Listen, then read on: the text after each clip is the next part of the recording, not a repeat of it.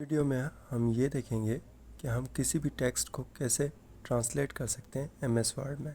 किसी भी अस्सलाम वालेकुम। आज इस वीडियो में हम ये देखेंगे कि हम किसी भी टेक्स्ट को कैसे ट्रांसलेट कर सकते हैं। किसी भी लैंग्वेज में आप करना चाहें तो कर सकते हैं एमएस वर्ड में। तो आपने सिंपली क्या करना है, यहाँ पे जो टेक्स्ट आप ट्रांसलेट करना चाहते हैं उसको सिलेक्ट कर लें। कंट्रोल ए से मैंने सिलेक्ट कर लिया।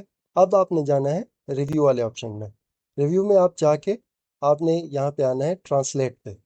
आप ट्रांसलेट पे आए। अब यहाँ पे तीन ऑप्शन हैं, तो हम कर रहे हैं ट्रांसलेट सिलेक्टेड टेक्स्ट।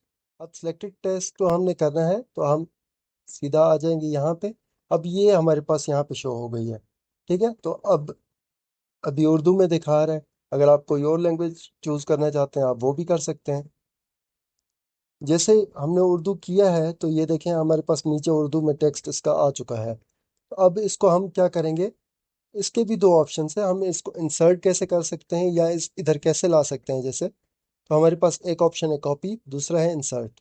इंसर्ट करेंगे तो अब जैसे ये सिलेक्टेड है तो ये वाला गायब हो जाएगा, दूसरा सिर्फ उर्दू में आ जाएगी। तो हमने क्या करना है, नेक्स्ट लाइन पे इसको लेके जाना है कर्सर को, ताकि इंसर्ट हम जब करें तो हमारे पास इंग्लिश वाला भी हो और ट्रांसलेट जिसमें हमने किया है हमारे पास वो लैंग्वेज भी आ जाए। तो हमने इंसर्ट किया, अब ये देखें हमारे पास उर्दू भी आ गई, हमारे पास इंग्लिश में अभी भी पैराग्राफ लिखा हुआ है। वरना आप कॉपी भी कर सकते हैं। Thank you so much.